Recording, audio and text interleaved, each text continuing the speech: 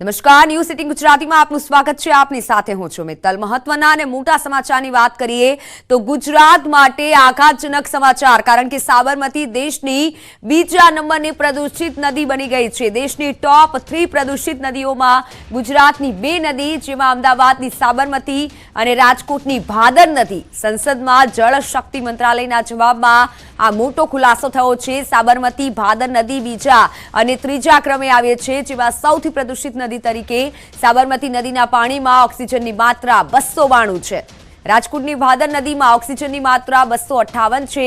રાસાયણની વૈઠા સુધી સાબરમતી સૌથી વધારે પ્રદૂષિત નદી છે। ભાદર નદી જેતપુરમાં સૌથી વધારે પ્રદૂષિત છે। 30 રાજ્યોની 131 નદીઓ છે પ્રદૂષિત। સૌથી પહેલા ક્રમે પ્રદૂષિત નદી જ્યારે તમિલનાડુની આવે છે। તમિલનાડુની કુમ નદી સૌથી પ્રદૂષિત નદી છે। બીજા અને ત્રીજા ક્રમે ગુજરાતની નદીઓનો સમાવેશ થાય છે, જેમાં આસામના કોંગ્રેસના સાંસદ અબ્દુલ ખાલિકે જળશક્તિ મંત્રાલયને દેશની પ્રદૂષિત નદીઓ અંગે એક સવાલ પૂછ્યો હતો, જેના જવાબમાં જળશક્તિ મંત્રાલયે આ માહિતી આપી હતી। જળશક્તિ મંત્રાલયે આ માહિતી આપી છે। બીજા નંબરની સૌથી પ્રદૂષિત નદી સાબરમતી નદી છે।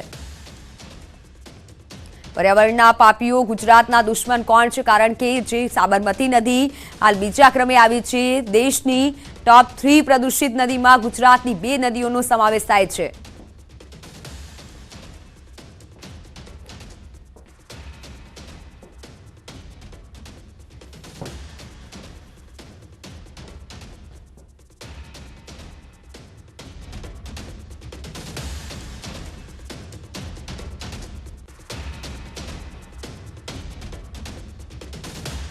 તો હાલ મારી સાથે સંવાદદાતા વિપુ જોડાઈ ગયા છે। જે પ્રમાણે હાલ રિપોર્ટ જારી કરવામાં આવ્યો છે, જવાબ જે આવ્યો છે તેના પર વિપુ, જો વાત કરવામાં આવે, હાલ પ્રદૂષિત નદીમાં બીજો ક્રમ આવ્યો છે સાબરમતી નદીનો।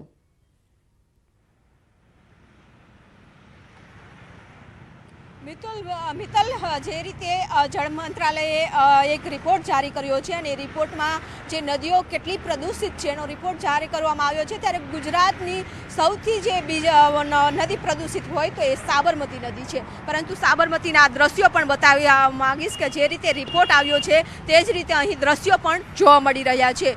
દેશની સંસદમાં જ્યારે રિપોર્ટ જારી થતો હોય અને એમાં ગુજરાતનું જો નામ આવે તો ખૂબ જ દુઃખદ વાત છે, કારણ કે પ્રદૂષિત નદીઓમાં સૌથી વધારે પ્રદૂષિત નદી છે સાબરમતી છે। એટલે કે સાબરમતી નદી બીજા ક્રમે આવી છે પ્રદૂષિત નદીઓમાં।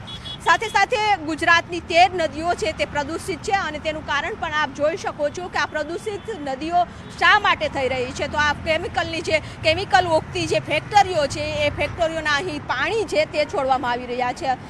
કેટલું પાણી નીકળે છે એ પણ જોઈ શકો છો। આ વિશાલા બ્રિજ પર અમે છીએ અને અત્યારે બ્રિજની ઊંચાઈ પણ ખ્યાલ આવશે કે સાબરમતીથી ઉપર એ બ્રિજ છે, પરંતુ અહીં આ બ્રિજ ઉપર પણ ઊભી અને શ્વાસ ન લઈ શકાય તેવી સ્થિતિ છે, કારણ કે એટલી ગંદકી અને દુર્ગંધ ફેલાઈ રહી છે।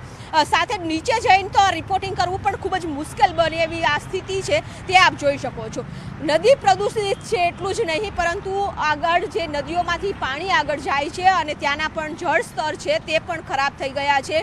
ખેડૂતોની જે ખેતી છે, જમીન છે તે પણ બંજર થઈ ગઈ છે। પરંતુ આ જો વિશાલા બ્રિજ ઉપરથી નીકળો તો અનેક જગ્યા ઉપર આ રીતના દ્રશ્યો છે તે જોવા મળે છે કે જે રીતે કેમિકલ ઓકાઈ રહ્યું છે, પરંતુ આ સામાન્ય માણસને પણ આ જોવા મળે છે કે કેટલું કેમિકલ છે તે નદીઓમાં છોડવામાં આવી રહ્યું છે। પરંતુ અધિકારીઓ છે પોતાની એસી ચેમ્બરમાંથી જો બહાર નીકળશે તો વાસ્તવિકતા જે રિપોર્ટમાં આવી છે એ રિપોર્ટ પ્રમાણે પણ અહીં જોવા મળશે। એટલે કે કરોડો રૂપિયાનો જે ખર્ચ કરવામાં આવે છે, ખર્ચ કર્યા બાદ પણ આ સ્થિતિ છે અને દેશમાં જે સૌથી બીજા નંબરની પ્રદૂષિત નદી તરીકે સાબરમતી નદી આવતી હોય તો દુઃખદ વાત છે, કારણ કે આવડું મોટું મ્યુનિસિપલ કોર્પોરેશન છે, અમદાવાદનો એટલો વિસ્તાર છે, અમદાવાદનું નામ છે મોખરે હોય છે હંમેશા માટે, પરંતુ આ પ્રદૂષિત નદીઓમાં પણ મોખરે રહ્યું છે એ વાત દુઃખદ છે, કારણ કે જે રીતે કેમિકલ છોડવામાં આવે છે તો કોઈ જ એક્શન છે ફેક્ટરીઓના માલિક પર લેવાતા નથી અને એના કારણે જ વારંવાર છે ન્યૂઝ 18 દ્વારા પણ દર્શાવવામાં આવ્યું છે કે જે રીતે કેમિકલ પાણી છોડવામાં આવે છે તેના કારણે લોકોને પણ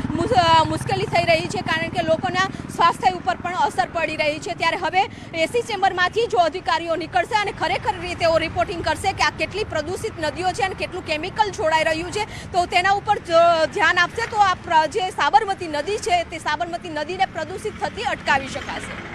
બિલકુલ વિભુ, આભાર માહિતી બદલ. તો હાલ છે આ દ્રશ્યો સામે આવ્યા ન્યૂઝ સિટીન ગુજરાતી પર. આપે જે દ્રશ્યો જોયા ખૂબ દુઃખદ બાબત કહેવાય અમદાવાદ માટે, ગુજરાત માટે, કારણ કે બીજો નંબર પ્રદૂષિત નદી તરીકે જાહેર થયો છે સાબરમતીનો. સાબરમતી પ્રદૂષિત નદી છે, સૌથી વધુ પ્રદૂષિત નદીમાં બીજો નંબર સાબરમતી નદીનો છે. આ જે દ્રશ્યો આપ જોઈ રહ્યા છો કે કેમિકલ વાળું પાણી પણ સાબરમતી નદીમાં ભળે છે અને તેના કારણે જ ક્યાંક આવા દ્રશ્યો છે. જોકે અગાઉ પણ નદીને સાફ સફાઈ કરવાની કામગીરી હાથ ધરાઈ હતી, પરંતુ કોઈ જ કામગીરી ના થઈ હોય તેવું પણ ક્યાંક દેખાઈ રહ્યું છે, કારણ કે પ્રદૂષિત નદીમાં સાબરમતી નદીનો સમાવેશ થયો છે. ગુજરાતની આ બે નદીઓ, જેમાં પ્રદૂષિત નદીમાં સાબરમતી નદી બીજા ક્રમે આવી છે. દ્રશ્યો પણ અમારા સંવાદદાતાએ બતાવ્યા કે જે પ્રમાણે કેમિકલનું પાણી છોડાય છે અને એટલી હદે આ નદી ખરાબ છે, પ્રદૂષિત છે.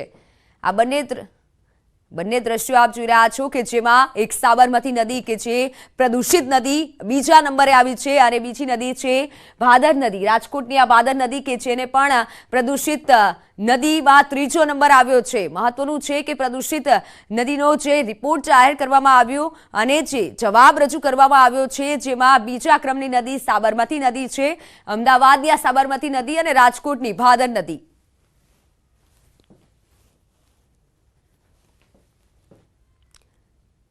અન્ય સમાચારોની વાત કરીએ તો વિદ્યાર્થીઓ ભરેલી સ્કૂલ બસમાં આગ લાગી છે. મહેસાણાના બસ સ્ટેન્ડ પાસેનો આ બનાવ, જેમાં ડિવાઇન ચાઇલ્ડ સ્કૂલ વોટર પાર્કની બસમાં આગ લાગી છે. આગના પગલે બાળકોને તાત્કાલિક નીચે ઉતારી દેવાયા છે. ફાયરની ટીમે પહોંચી અને આગ પર કાબુ મેળવ્યો. સ્કૂલ બસમાં આગ લાગવાનું કારણ હજુ અકબંધ છે. ઘટનામાં જાનહાનિના કોઈ સમાચાર નથી. બાળકોને તાત્કાલિક નીચે ઉતારી દેવાયા છે. મહેસાણાની આ ઘટના કે જ્યાં સ્કૂલ બસમાં આગની ઘટના સામે આવી છે. ઓનલાઈન પર મારી સાથે સંવાદદાતા કેતન જોડાઈ ગયા છે. કેતન, સ્કૂલ બસમાં આગ લાગવાનું કારણ શું હોઈ શકે અને હાલ જે આગ લાગી છે શું કોઈ જાનહાની? ચોક્કસથી મિત્તલ જણાવી દઉં કે મહેસાણાના બસ સ્ટેન્ડ પાસે ડિવાઇન ચાઇલ્ડ સ્કૂલની જે સ્કૂલની બસ હતી તેમાં આગ લાગવાની ઘટના સામે આવી છે. બસ સ્ટેન્ડનો જે ઝાપો હોય છે તેના પાસે આ જે બસ હોય છે તેમાં આગ લાગવાની ઘટના ઘટવા પામી છે. આગ લાગવાના પગલે સ્કૂલમાં જઈ રહેલા જે બાળકો હોય છે તેને ત્વરિત નીચે ઉતારી દેવામાં આવ્યા હતા. નગરપાલિકાના જે ફાયર ફાઈટર હોય છે ત્વરિત ઘટના સ્થળે પહોંચ્યા હતા અને જે આગ લાગી હતી તેના પર કાબુ મેળવ્યો હતો. બસમાં કયા કારણોસર આગ લાગી તે હજી સુધી જાણી શકાયું નથી, પરંતુ જે આગ લાગવાની જે ઘટના બની છે તે ખૂબ જ ગંભીર કહી શકાય, કેમ કે આ જે બસ હતી તેમાં સ્કૂલના બાળકો પણ સવાર હતા. જી બિલકુલ કેતન, અને આ સાથે બાળકોની હાલત હાલ અસ્વસ્થ છે ને, કારણ કે બાળકો ભરેલી સ્કૂલમાં આગ લાગી છે એટલે સ્વાભાવિક છે વાલીઓ પણ ચિંતિત હોય. ચોક્કસથી હાલ જે માહિતી મળી રહી છે તે પ્રમાણે કોઈ હાલ દુર્ઘટના જેવી કોઈ ઘટના બની નથી. હાલ બધા જે બાળકો હતા સેફ જણાઈ રહ્યા છે. જી બિલકુલ કેતન, આભાર માહિતી બદલ. તો ડિવાઇન ચાઇલ્ડ સ્કૂલમાં બસમાં જે આગ લાગી છે, હાલ તો બાળકો સુરક્ષિત છે. વિદ્યાર્થીઓ ભરેલી આ સ્કૂલ બસમાં આગની ઘટના સામે આવી છે. હાલ કારણ જાણવા નથી મળ્યું, પરંતુ મહેસાણાની આ ઘટના કે જ્યાં વિદ્યાર્થીઓ ભરેલી સ્કૂલ બસમાં આગની ઘટના સામે આવી છે. બાળકોને તાત્કાલિક બસમાંથી નીચે ઉતારી દેવાતા બાળકો હાલ સ્વસ્થ છે. જો કે ફાયરની ટીમે પહોંચી આગ ઉપર કાબુ મેળવ્યો હતો. સ્કૂલ બસમાં અચાનક જ આગ ભભૂકી ઉઠી હતી.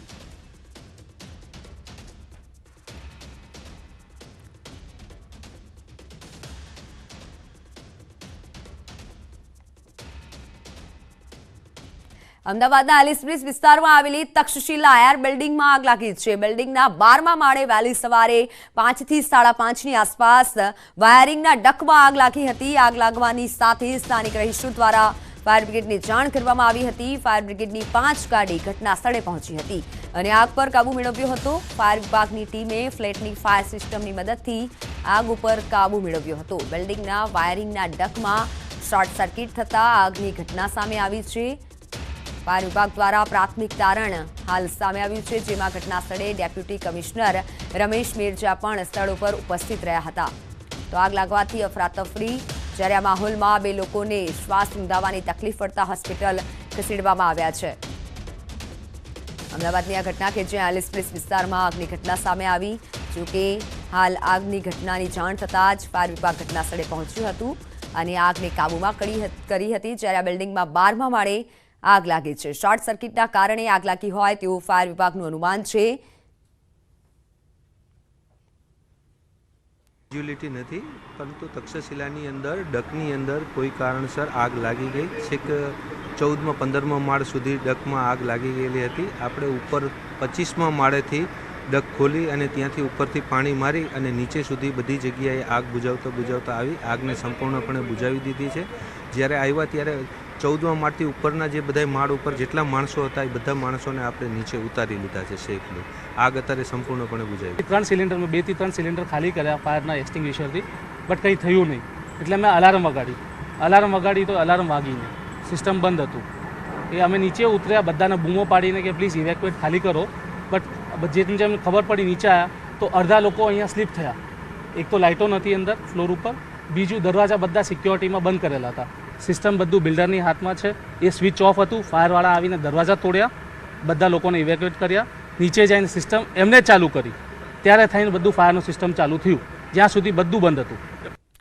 તો નવસારીના બિલીમોરામાં ગેસ લીકેજ થયો. બિલીમોરામાં શહેરમાં આવેલા સરદાર માર્કેટ પાસે આઈસ ફેક્ટરીમાં એમોનિયા ગેસ લીકેજ થયો. સરદાર માર્કેટ ખાતે આવેલી હરસિદ્ધિ આઈસ ફેક્ટરીમાં ગેસ લીકેજ થતાં 40થી વધારે લોકોને અસર થઈ. એક વ્યક્તિને શ્વાસ લેવામાં વધુ તકલીફ પડતા સારવાર માટે ખાનગી હોસ્પિટલમાં ખસેડવામાં આવ્યો. બિલીમોરા ફાયર વિભાગની ટીમે ભારે જહેમત બાદ પરિસ્થિતિ કાબૂમાં લીધી.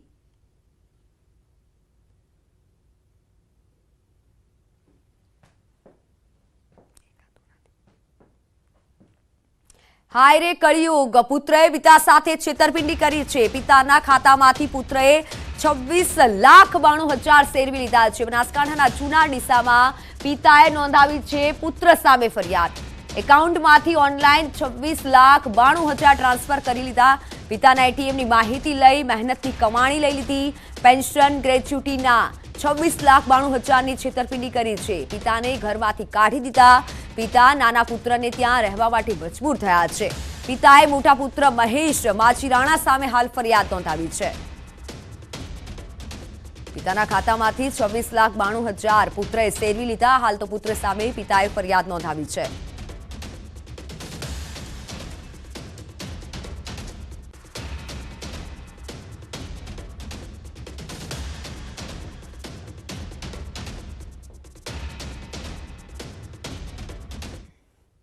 અન્ય સમાચારો પર નજર કરીએ તો મહેસાણામાં નકલી જીરું બનાવતી ફેક્ટરી પકડાઈ છે.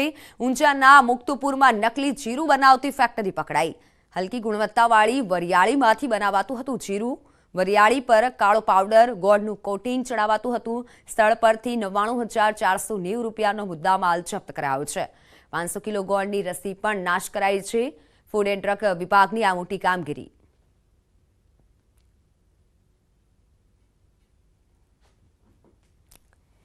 અન્ય સમાચારો પર નજર કરીએ તો સુરત શહેરમાં સામાજિક તત્વોનો આતંક દિવસે ને દિવસે વધી રહ્યો છે.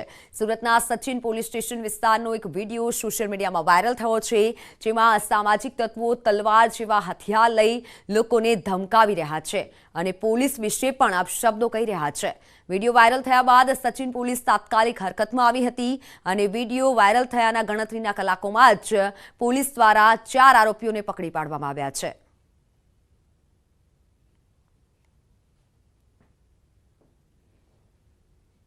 આ બાબતે ફરિયાદીની ફરિયાદ આધારે ગુનો દાખલ કરવામાં આવેલો છે અને કુલ 5 આરોપીઓ પૈકી 4 આરોપીઓને અમે પકડી પાડેલા છે. અને વિશેષમાં જોઈએ તો જે આરોપીઓ પકડવામાં આવેલા છે એ મોટાભાગના નાનો મોટો મારામારી તેમજ મિલકત સંબંધી ગુનાઓનો ગુનાહિત ઇતિહાસ ધરાવે છે. ફરિયાદી લક્ષ્મણભાઈ બહેરે વિરુદ્ધમાં પણ અગાઉ ગુનાઓ દાખલ થયેલા છે અને આગળની તપાસ સચિન પોલીસ ઇન્સ્પેક્ટર શ્રી દેસાઈ કરી રહેલ છે. અમદાવાદમાં વ્યાજખોરોના ત્રાસથી વધુ એક ફરિયાદ નોંધાઈ છે. રિક્ષા ચાલક પતિ અને નોકરી કરતી પત્નીને રૂપિયાની જરૂરિયાત હોવાથી વ્યાજે પૈસા લીધા હતા. કોરોના કાળના કારણે રૂપિયા પરત ન કરી શકતા વ્યાજખોરોએ મકાન પચાવી પાડી લાઇટ કનેક્શન બંધ કરાવી દીધું હતું. જોકે પોલીસને જાણ કરતા પોલીસે ફરિયાદ નોંધી આરોપીઓની ધરપકડ કરી લીધી છે. જે મકાન હતું તે ધાક ધમકી આપી બળજબરીથી પડાવી લીધેલું અને બાદમાં તેઓએ ધાક ધમકી આપી અને આ ફરિયાદી તેમના જ મકાનમાં ભાડેથી રહે છે તેવું ધાક ધમકી આપી અને ભાડા કરાર કરાવડાવી લીધેલું. આ બાબતે આરોપીની ધરપકડ કરવામાં આવેલ છે અને હાલ તપાસ ચાલુ. Welcome back. અન્ય સમાચારો પર નજર કરીએ તો પંચમહાલમાં વાત કરવામાં આવે ચંદ્ર પાસે સફેદ કલરના દ્રશ્યો દેખાયા છે. લાઇટિંગ ટ્રેન પસાર થતી હોય તેવા દ્રશ્યો જોવા મળ્યા છે. સોશિયલ મીડિયામાં વિડીયો વાયરલ થઈ રહ્યો છે. આકાશી દ્રશ્યોથી લોકોમાં પણ કુતૂહલ સર્જાયું છે.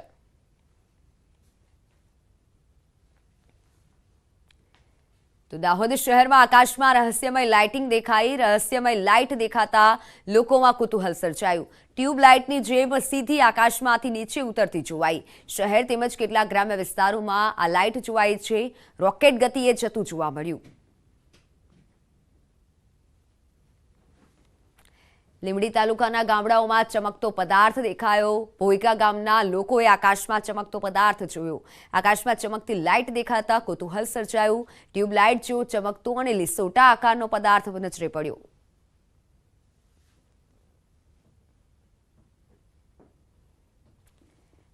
તો આજ પ્રમાણે મહીસાગરમાં પણ રાત્રે આકાશમાં અનોખી ઘટનાથી કુતૂહલ સર્જાયું.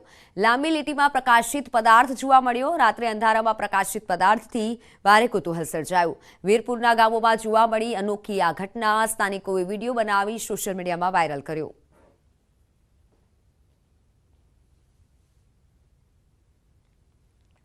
છોટાઉદેપુરમાં પણ આકાશી ઘટનાથી કુતૂહલ સર્જાયું. જિલ્લાના ઘણા ગામોમાં રાત્રે જોવા મળી આ ઘટના. સીધી લીટીમાં પ્રકાશિત પદાર્થ જોવાતા કુતૂહલ સર્જાયું.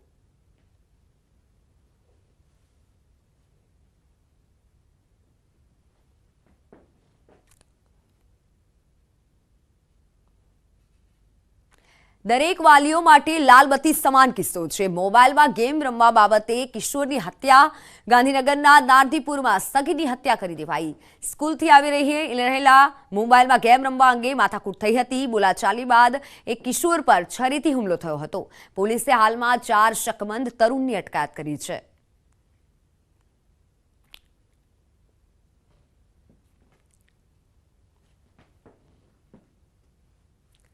બનાસકાંઠાના પાલનપુરના ખેમાણા ટોલ પ્લાઝા પર રાહદારીએ બોલાચાલી કરી. ટોલ પ્લાઝા પર ટોલ ભરવા બાબતે માથાકૂટ કરી હતી. લોકલ વાહનોને ટોલ ભર્યા વગર જવા દેવામાં કહેવામાં આવ્યું. ત્યારબાદ ટોલકર્મી અને રાહદારી વચ્ચે બોલાચાલી થઈ હતી. ટોલકર્મીએ પાસ લઈ અવરજવર કરવા જણાવ્યું તો બીજી બાજુ રાહદારીએ ટોલ વગર મુસાફરી કરી દેવા માટે કહ્યું હતું. સમગ્ર ઘટનાનો વિડીયો પણ વાયરલ થયો છે. દોડી રહ્યા છો અને તમે તમે માણસો ધમકી આપો, દાદાગીરી કરો. 600 રૂપિયા પાસ છે, 600 નો પાસ ના હોય. 300 નો પાસ તમે એ લખેલું છે. લાવો પેલો કાગળ લાવો, કાગળની અંદર લખેલું છે. તમે રાખો ને, પણ બધી ગાડીમાં આપો ને, કેમ આપતા નથી? ઉતારો. ના, કોઈ જરૂર નહીં ઉતારવાની. 315 રૂપિયા દાદાગીરી કરવા ચાલશે નહીં. લોકલ ગાડી પર પૈસા નહીં મળે. આ તો લોકલ ના પડે તો કાયદેસરની કાર્યવાહી થશે પછી. બરોબર છે, એ તો અમારા માણસો આવશે. 2-3 દિવસમાં કઈ વાત નહીં. તમારે જ્યાંને લઈને તો હાલ જે બોલાચાલી થઈ છે ટોલ ભરવા બાબતે માથાકૂટ થઈ. બનાસકાંઠાની આ ઘટના કે જ્યાં માથાકૂટ થઈ હતી. ટોલ ભરવા જેવી બાબતે માથાકૂટ થતા દ્રશ્યો સામે આવ્યા. વાત ભરૂચની કરીએ તો ભરૂચમાં પૂર્વ નગરસેવક અને આપના નેતા મનહર પરમાર અને તેમના પુત્ર કેતન પરમાર વિરુદ્ધ વ્યાજખોરીનો ગુનો નોંધાયો છે. એક કોન્ટ્રાક્ટરે મનહર પરમાર પાસેથી 10% વ્યાજે 10 લાખ લીધા હતા, જેની સામે કોન્ટ્રાક્ટરે 12,40,000 ચૂકવ્યા છતાં પૈસાની માંગણી કરી ધમકી આપવાની ફરિયાદ નોંધાઈ છે.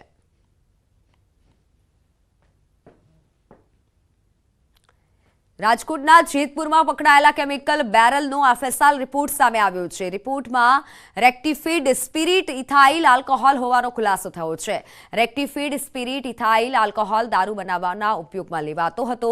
આરોપી વિજય કાંતિ વેગડા, હરેશ અજી મલેક અને કીર્તિરાજસિંહ ગોહિલ સામે ફરિયાદ નોંધાઈ છે. 20 દિવસ અગાઉ 25 કેમિકલના બેરલ ઝડપાયા હતા.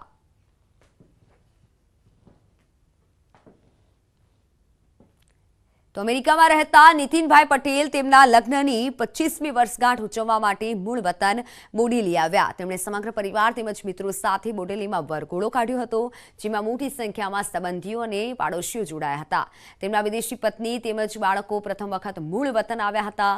તેમને ભારતીય પોશાકમાં ડાન્સ કરતા જોઈ લોકોમાં અનેરો ઉત્સાહ જોવા મળ્યો હતો.